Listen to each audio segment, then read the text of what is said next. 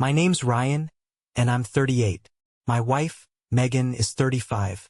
We've been married for 10 years, together for 12. If you'd asked me a year ago, I would have told you Megan was my soulmate. She's smart, beautiful, and can light up a room when she wants to. But lately, it feels like all she's been doing is burning me down. We have 2 kids together, Lily, 8, and Jack, 5. Life's been busy, as you can imagine, but I've always thought we were solid. I'd notice Megan get snippy sometimes or withdraw for a day or two, but I chalked it up to stress. She's got a high-pressure job as a marketing manager, and I've always tried to be understanding. Things started to feel off about 6 months ago. She became glued to her phone, always texting or scrolling. When I'd ask who she was talking to, she'd wave me off with, "Oh, just work stuff." Or, "It's Stacy. She's going through something." Megan always had a short temper, but her defensiveness started to hit a new level. She'd snap at me for the smallest questions, roll her eyes if I suggested spending more time together, and act like I was some kind of burden. It hurt, but I thought maybe I wasn't doing enough.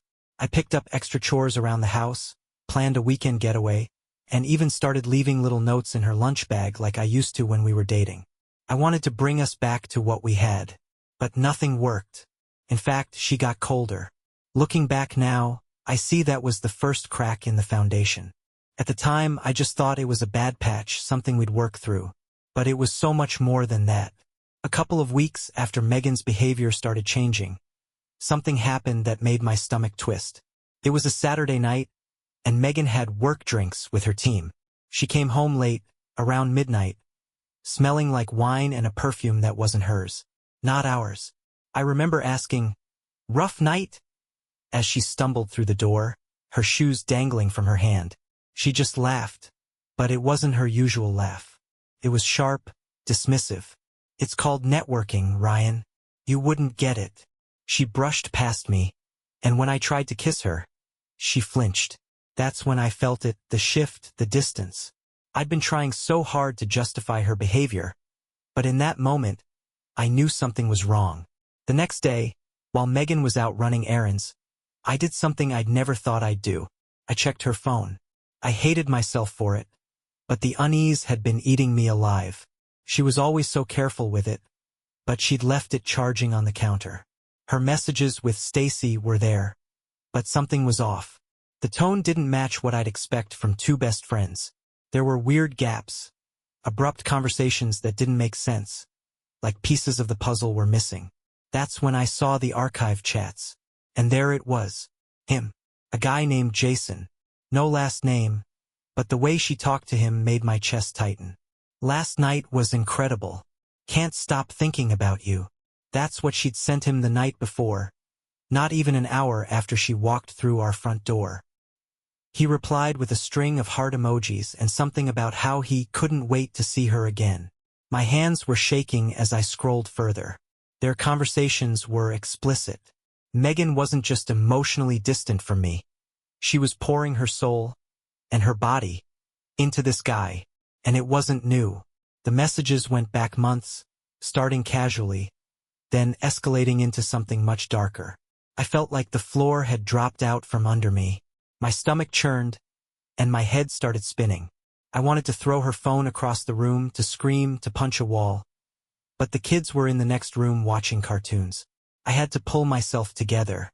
Instead of confronting her right away, I did something I never thought I'd do. I took screenshots. Every single incriminating message, every photo she sent him, everything. I didn't even know why at the time. Maybe I needed proof for myself. Maybe I wanted leverage. All I knew was that I couldn't let this slide. When Megan got home later that day, she acted completely normal. She kissed me on the cheek, asked about the kids, and even made small talk about the neighbors. It was surreal, watching her lie to my face, pretending everything was fine. I played along, my mind racing. I knew I had to confront her, but not yet. I needed time to figure out what to say, how to approach this without losing it. And honestly, a small, dark part of me wanted to see how far she'd take it. That night, after the kids were asleep, she climbed into bed beside me like nothing had happened. I stared at the ceiling, my mind a storm of anger, betrayal, and disbelief. She rolled over and said, "Good night, babe." Like she hadn't just sent some guy a half-naked photo that morning. I didn't sleep a minute that night. The next few days were excruciating. Every time Megan smiled at me, every time she texted on her phone, I felt like I was suffocating. I couldn't look at her without seeing him. Jason, whoever the hell he was. I finally snapped on Wednesday night. She was sitting on the couch, scrolling through Instagram while I was folding laundry. The kids were in bed, and the house was quiet. I'd planned to wait longer, to gather more information, but I couldn't take it anymore. "Who's Jason?" I asked, my voice sharp enough to slice through the silence. Megan froze. She didn't look up right away, but her fingers stopped scrolling. For a moment I thought she might play dumb. Maybe she'd lie. Maybe she'd gaslight me. But when she looked at me, her face went pale. "What are you talking about?" she said, her voice trembling just enough to give her away. "Don't play games with me, Megan," I said, standing up and crossing the room. "I know. I've seen the messages, the photos, everything." Her mouth opened and closed like a fish gasping for air. Then her face shifted. Pale turned to red, and red turned to full-blown rage. "You went through my phone? Are you kidding me, Ryan?" Couldn't believe it. She was angry at me. "Don't even try to flip this," I snapped, my voice rising. "You're the one cheating, Megan. I trusted you, and you. Oh, spare me the moral high ground." She cut in, standing up now, her arms crossed. "Maybe if you weren't so boring, I wouldn't have to look elsewhere." I felt like I'd been slapped. Boring? Boring? I've been busting my ass keeping this house running while you're out screwing around. She rolled her eyes, like I was some idiot she didn't have the patience for. "God, Ryan, grow up. It's not like it even matters. Jason doesn't mean anything. It's just a distraction." "A distraction?" I repeated, my voice shaking with fury. "So you're willing to throw away our marriage, our family, for a distraction?" Her face twisted into something ugly. "Oh, give me a break. Our marriage was dead years ago, and you know it. You're just too pathetic to admit it. That's when I lost it. If it was so dead, why didn't you just leave? Why sneak around like a coward instead of having the decency to tell me the truth?" She didn't answer.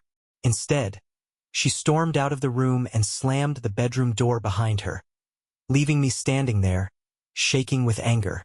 That night, I slept on the couch, or at least I tried to. My head was spinning, replaying every word she'd said, every insult, every excuse.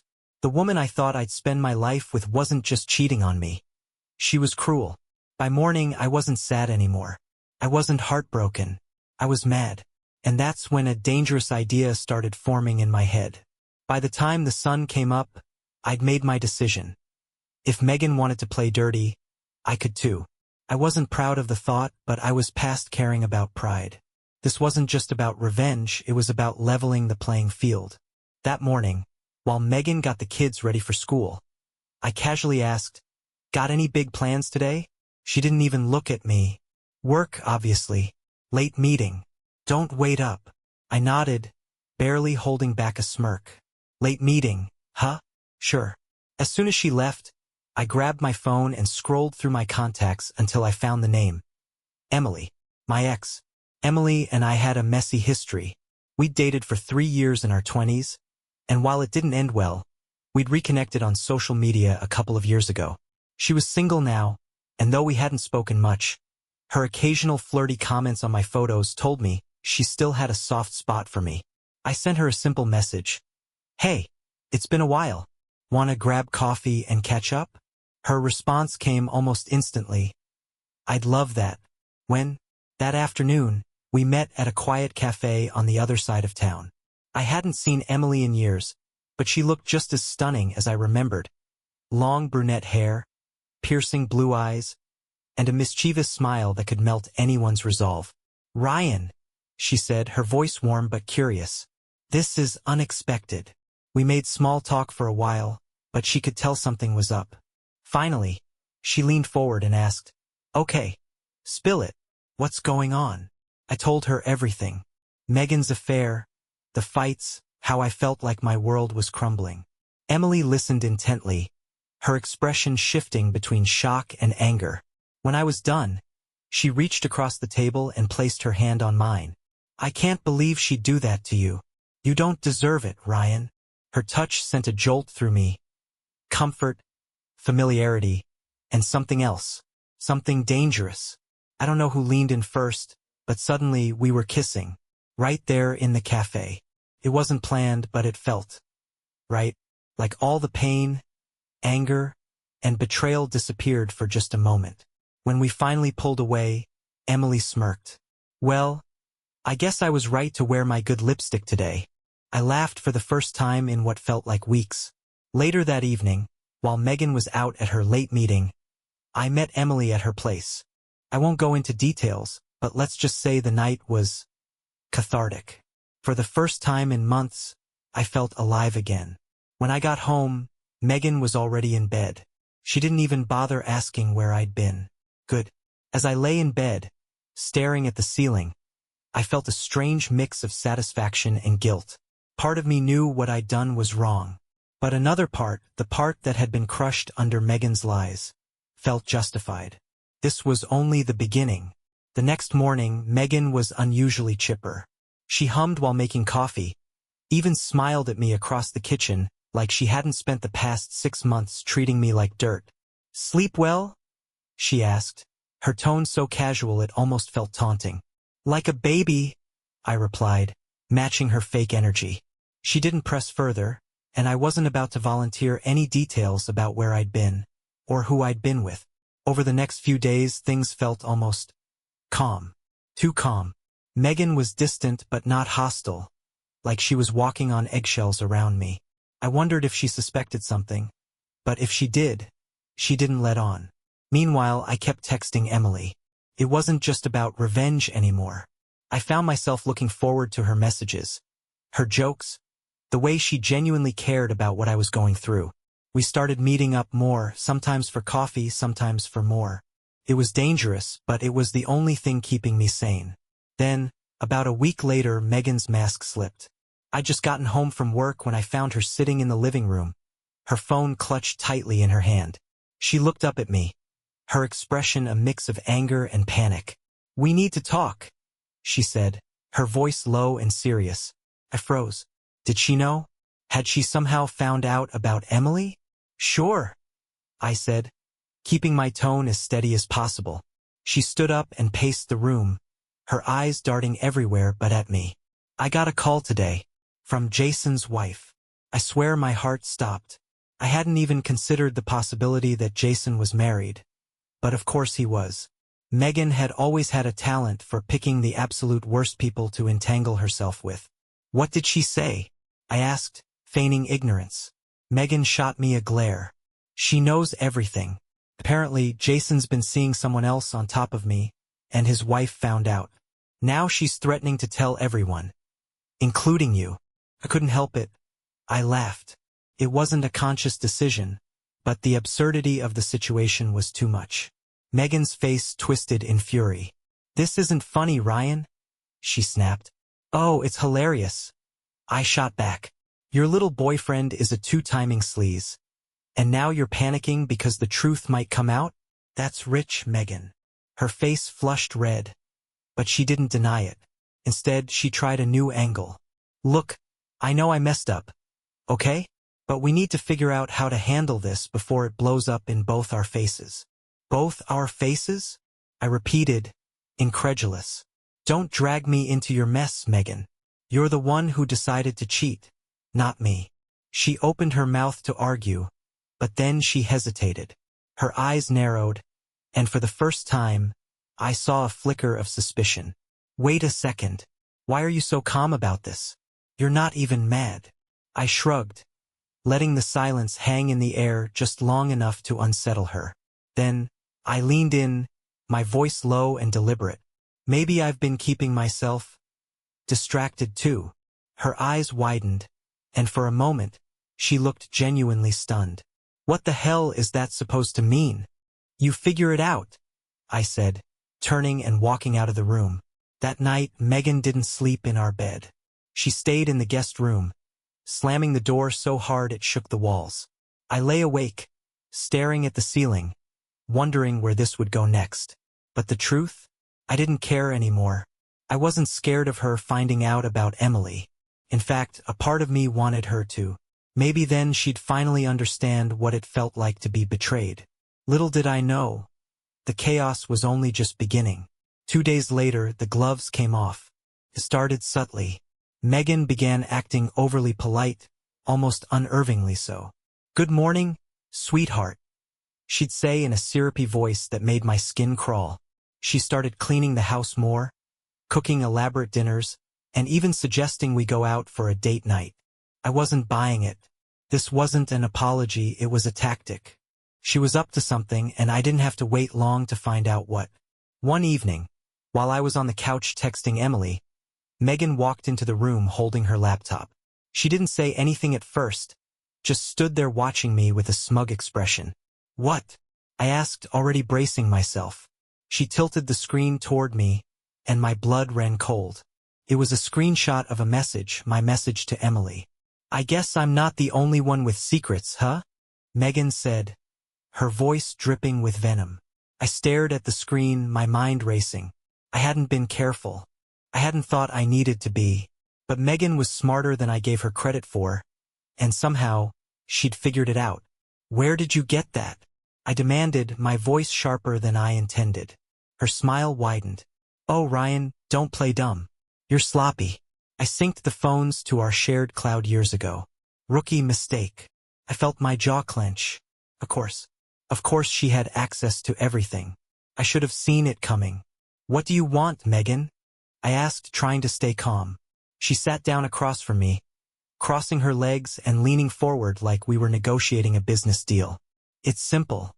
You stop playing games with your little side piece, and we pretend none of this ever happened. For the kids' sake." I laughed bitterly. "You're unbelievable. You think you can cheat for months, humiliate me, and then blackmail me into staying? No chance." Her expression darkened. "I'm not blackmailing you, Ryan. I'm giving you a way out. But if you want to play hardball, fine. We can go nuclear. You want a divorce? Let's see how the courts like hearing about your little affair. I'll take the house, the kids, and leave you with nothing." My stomach turned. Megan had always been ruthless when she wanted to be, but this was a new level. She wasn't just threatening me. She was ready to burn our entire life to the ground. "You really want to drag the kids into this?" I asked, trying to appeal to whatever shred of decency she had left. She shrugged. "If it comes to that, sure. But it doesn't have to. Just cut things off with Emily, and we'll call it even." Even. She actually thought we could come out of this even. I didn't answer. Instead, I stood up, grabbed my keys, and walked out the door. I drove aimlessly for a while, trying to process everything. Megan had me cornered, but I wasn't about to let her win. She might have been holding the cards, but I still had a few tricks up my sleeve. When I finally pulled over, I called Emily. She answered on the second ring. "Hey, you okay?" she asked, her voice filled with concern. "No," I admitted. "Megan knows." There was a long pause. "What do you mean she knows?" "She found our messages. She's threatening to use them against me if I don't end things with you." Emily was quiet for a moment, then said, "So what are you going to do?" I hesitated, the weight of the decision pressing down on me. "I don't know, but I'm not going down without a fight." When I got home that night, Megan was waiting for me in the living room, her arms crossed. "So, have you made a decision?" I looked her dead in the eye and said, "Yeah, I'm done letting you control me." Her eyes narrowed. "Big mistake, Ryan." She stormed out of the room, slamming the door behind her. I knew then that things were about to get ugly. The next morning, Megan was on a warpath. She didn't just simmer in silence. She made it her mission to make my life hell. The first strike came at breakfast. While I was helping the kids with their cereal, Megan made an over-the-top show of flipping through our bank statements on her phone. "Wow," she said loudly, her voice dripping with faux surprise. "Didn't realize the fun money account was getting so much use. Someone's been spending a lot of time at coffee shops lately." She wasn't talking about coffee.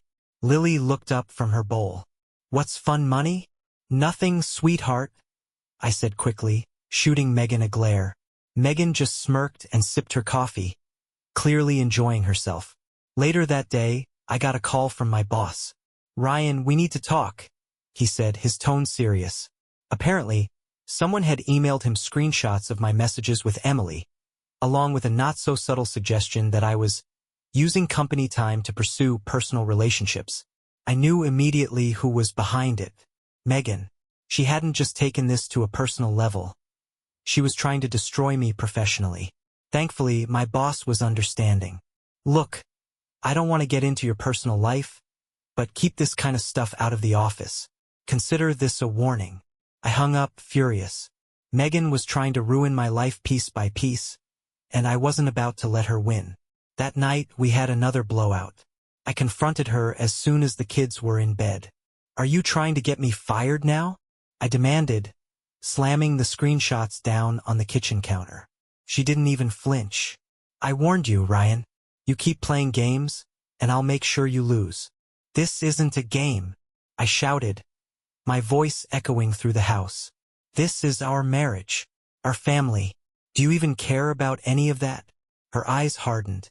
Don't you dare act like the victim here. You started this the moment you stepped out on me. I couldn't believe what I was hearing. Are you serious right now? You cheated first. You destroyed this marriage. She shrugged, completely unfazed. Maybe, but the difference is, I'm smarter about it. Her words were like a slap in the face. She didn't even care about what she'd done. She just wanted to win. I stormed out of the house and drove straight to Emily's apartment. When I told her what had happened, she looked at me with a mix of disbelief and sympathy. Ryan, this isn't sustainable. She's toxic.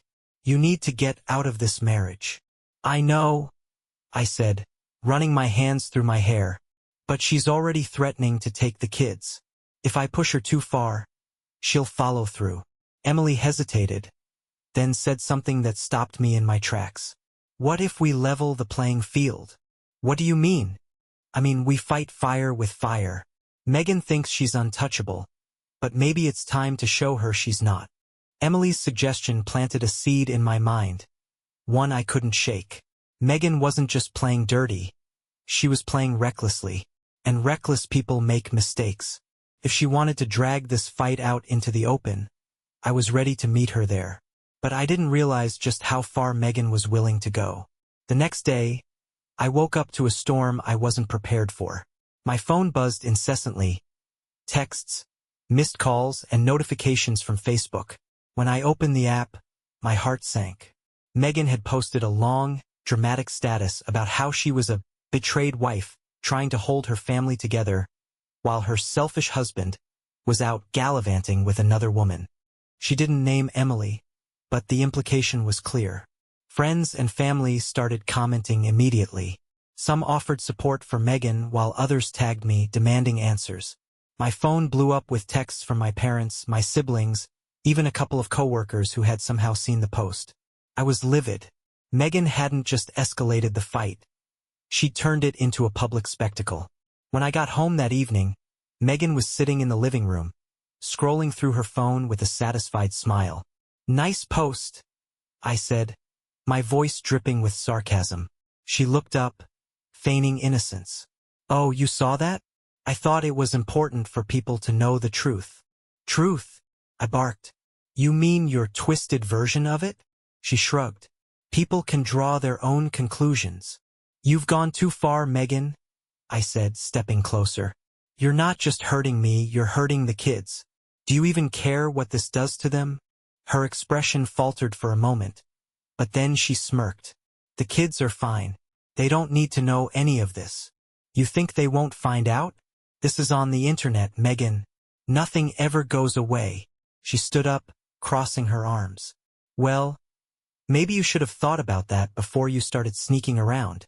I stared at her, my blood boiling. You're unbelievable. You're the one who cheated first. You're the one who ruined this marriage. Her face twisted with anger. And you're the one who let me.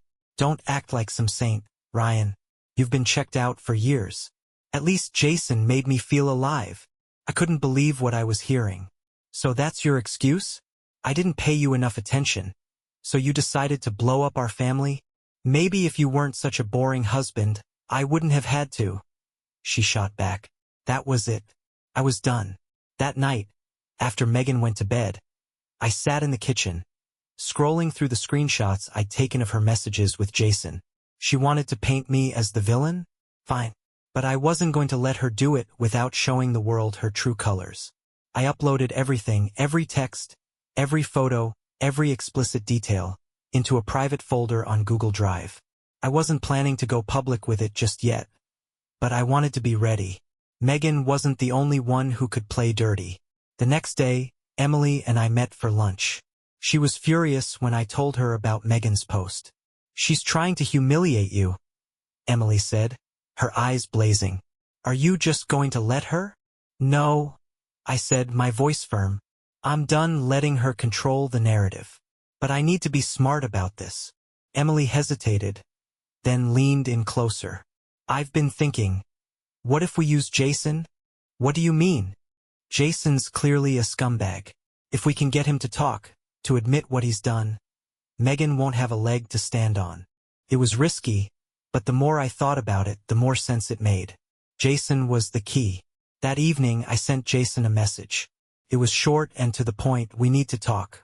You don't know me, but I know enough about you to make your life difficult. Call me. I didn't expect a reply right away, but less than an hour later, my phone buzzed. It was him. This is Jason, a wary voice said on the other end. Hi, Jason, I said, my voice calm but firm. You and I have a lot to discuss. Jason was more of a mess than I expected. When he called me, his voice was laced with nervousness.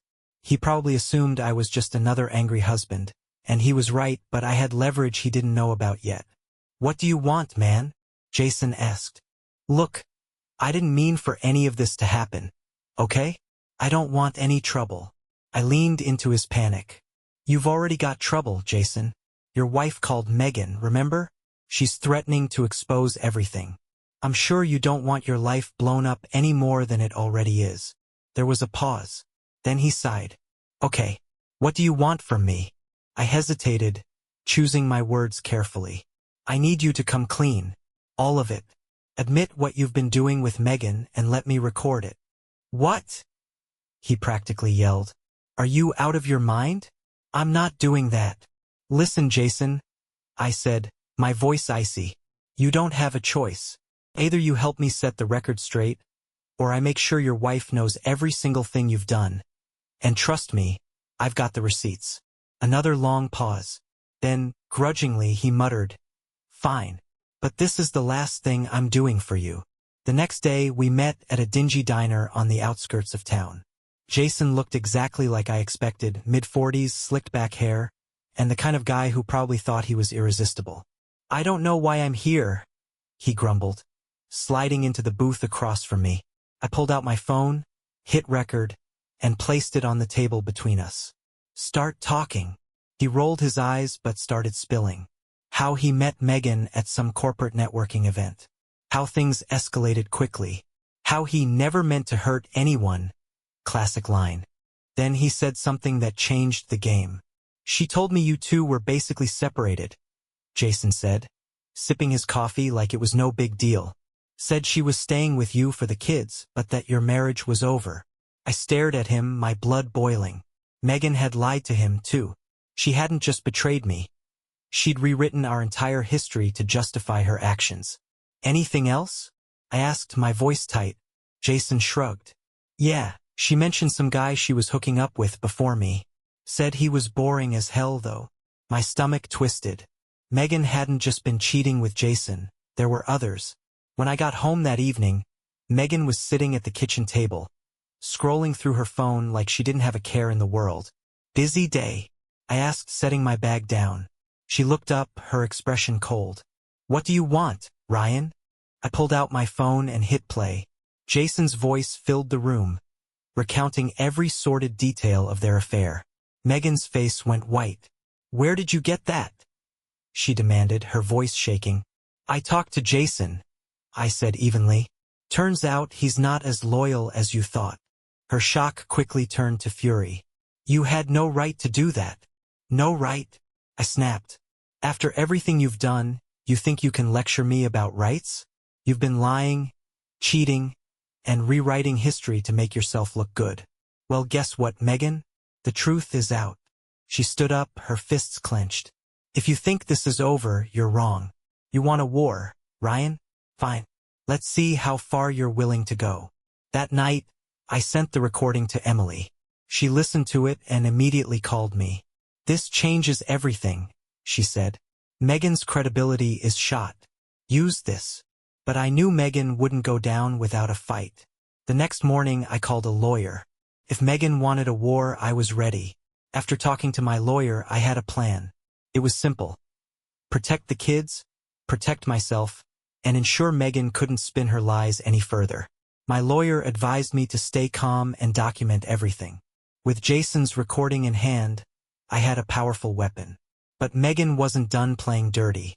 A few days later, I came home to find Megan's car gone. At first, I thought she'd just gone out.